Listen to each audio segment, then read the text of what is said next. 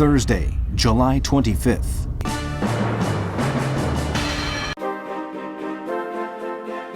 In London, Churchill authorizes those men from occupied countries who have taken refuge in Britain to be armed and trained.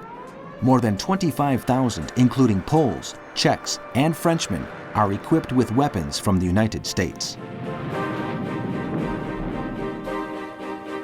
The British press continues to speculate that the Prime Minister might be forced to resign to make way for Lloyd George, who could play the role of Britain's Marshal Pétain.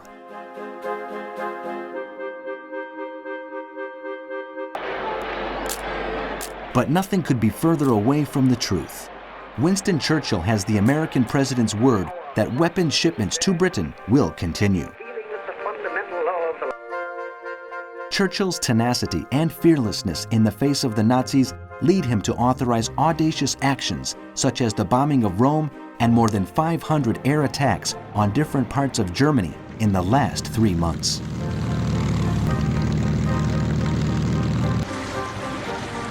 In Italy, the Air Force attacks British naval bases in Alexandria in Egypt and Haifa in Palestine.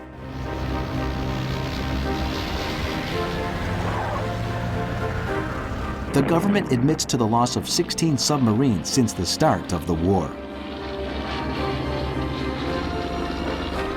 In the Pan American Conference in Havana, discussions continue regarding the United States' proposal to block German expansion in the Americas. At the same time, the American government restricts oil exports to Japan, where the government, in order to overcome shortages of raw materials, focuses its commercial activities on the Dutch Indies and Malaysia.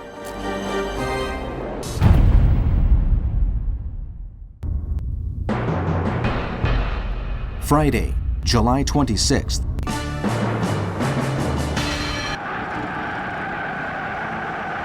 In Germany, at his Obersalzberg-Berchtesgaden residence, Hitler receives the head of the Romanian government, Ion Gurgutu, and his foreign minister, Mihail Manoilescu.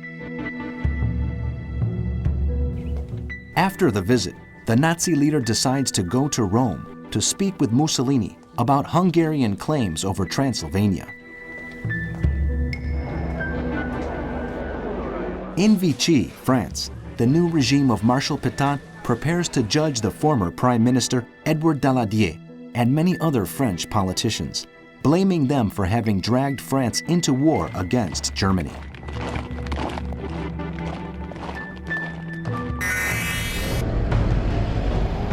In Britain, the government of Winston Churchill prohibits strikes in the present circumstances. In Gibraltar, following repairs, the aircraft carrier Ark Royal and the battleships Hood, Repulse, and Revenge are once more ready to patrol the Mediterranean. In the wake of American restrictions on oil and iron exports, Japan increases its trade with Dutch and French colonies in the Pacific, now controlled by Germany.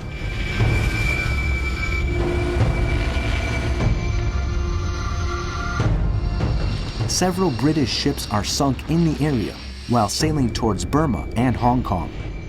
This leads the United States authorities to a declaration of a state of emergency in the region. In the Sea War, U-34, commanded by Wilhelm Roman, sinks the British freight ships Accra and Vinemoor.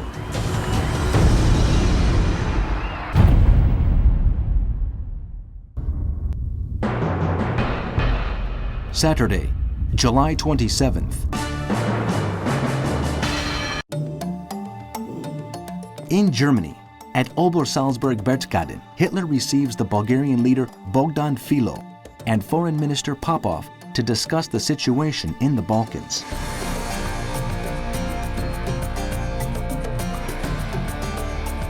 The propaganda minister Joseph Goebbels, speaking at the Munich Exposition, accuses the British government of warmongering. In Britain, the first version of the Bristol 156 Beaufighter is unveiled.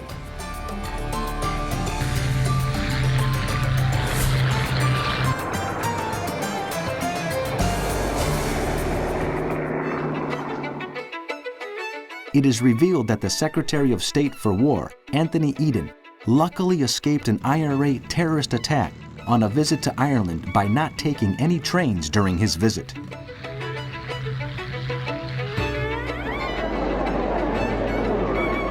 In Vichy France, the foreign prime minister, Edward Daladier, returns from Morocco and is imprisoned in the city of Marseille. In Rome, the Romanian leader, Ion Gheorghiu, and foreign minister, Manuilescu, meet Mussolini.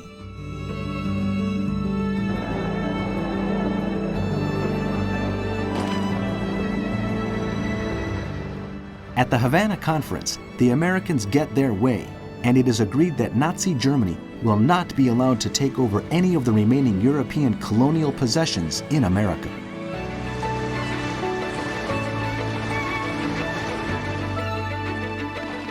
The Japanese government announces it will take the necessary diplomatic measures to create an Asian common market.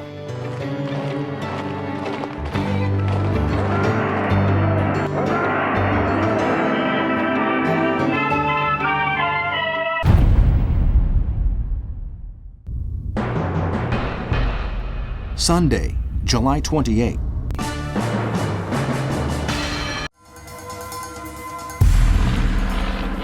In southeast England, the port of Dover suffers heavy bombing from the Luftwaffe and is unusable.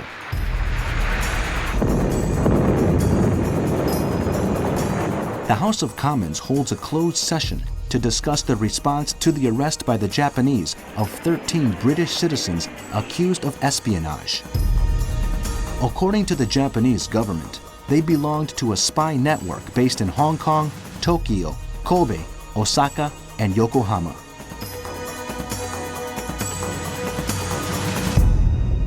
The Romanian government recognizes the change of its borders with Bulgaria and Hungary. In Vichy France, a special tribunal is set up to judge the politicians blamed for France's defeat in the war.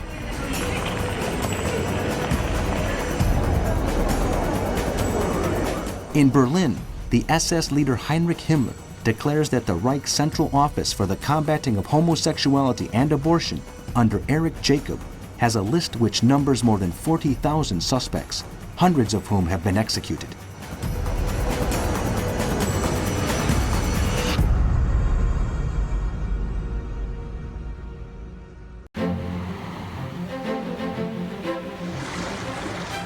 In the submarine war, the U-boats of Karl Donitz continue to enjoy a strategic advantage with their control of the Norwegian and French ports, which has significantly increased the effectiveness of their actions.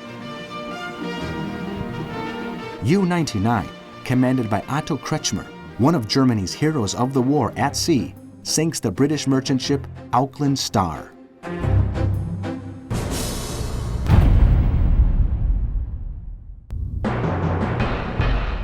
Monday, July 29th.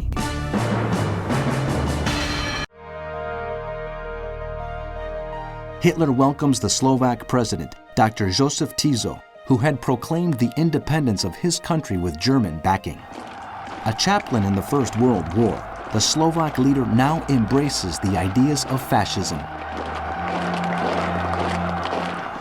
Grand Admiral Erich Raeder informs the Nazi leader that in mid-September, it will still be very difficult for the Kriegsmarine to provide cover for a seaborne invasion of Britain, particularly if they are to face a full-scale counterattack by the Royal Navy. Both Raeder and Admiral Schwinewind therefore refused to accept responsibility for such a risky operation. Meanwhile, members of the Army High Command tell General Alfred Jodl, Chief of Operations Staff of the Armed Forces and one of Hitler's closest strategy advisors, that he must dissuade Hitler from invading Russia in May 1941.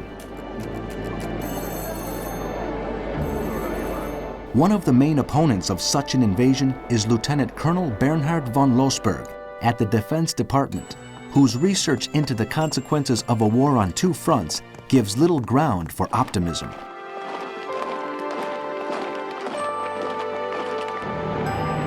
In France, the Vichy government announces that a list of those held responsible for the French defeat will be published over the next few days. It will include Georges Mandel and Pierre Cot, imprisoned at Meknes, and former ministers Reynaud, who was being held at a hotel, and Deladier, in jail in Marseille.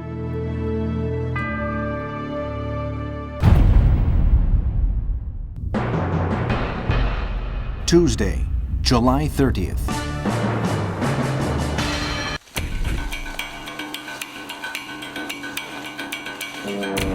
British planes bomb fuel deposits in Hamburg and Amsterdam and attack German naval bases at Wilhelmshaven and Bremerhaven.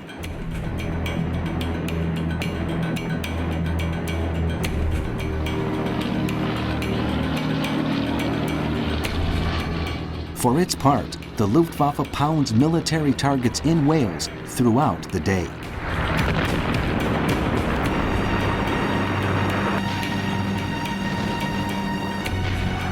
Hitler and Mussolini urged the Romanians, Hungarians, and Bulgarians to hold a conference to find a solution to their territorial conflicts.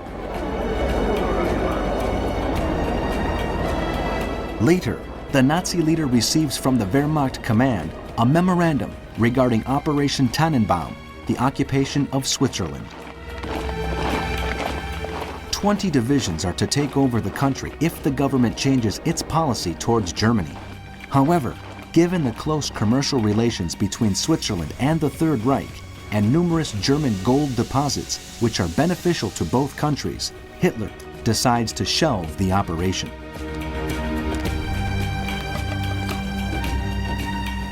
Marshal Werner von Braustich, commander-in-chief of the army, tries to dissuade the Nazi leader from attacking Soviet Russia, saying it would be better to maintain good relations with Stalin. Von Braustich believes they should focus their efforts on the Mediterranean and the Middle East. The Romanian government decides to join the Axis powers.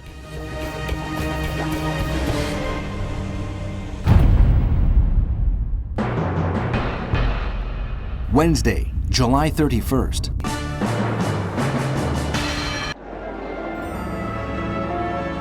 In Tokyo, the head of the Japanese government, Fumimaro Konoe, declares that his country has a duty to establish a new order in the Far East.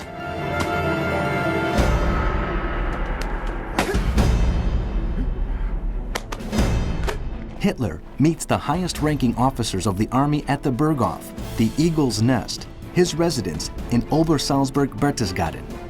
Once again, the invasion of Great Britain is discussed. Grand Admiral Eric Raeder of the Kriegsmarine highlights the problems of successfully crossing the English Channel. If the Luftwaffe fails, more ships will be necessary, and so we need another year, he comments. Hitler replies that Churchill's hopes depend on Roosevelt and Stalin. If the latter disappears and the Americans have their hands full with Japan, I am sure things will change. Britain will collapse like a shipwreck in front of our eyes. Therefore, gentlemen, Russia must be wiped off the map.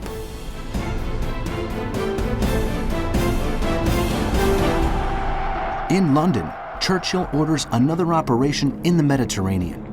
The aircraft carrier Argus, based in Gibraltar, sits off the coast of Sardinia, from where its planes take on the Italian Air Force, which is bombing Malta.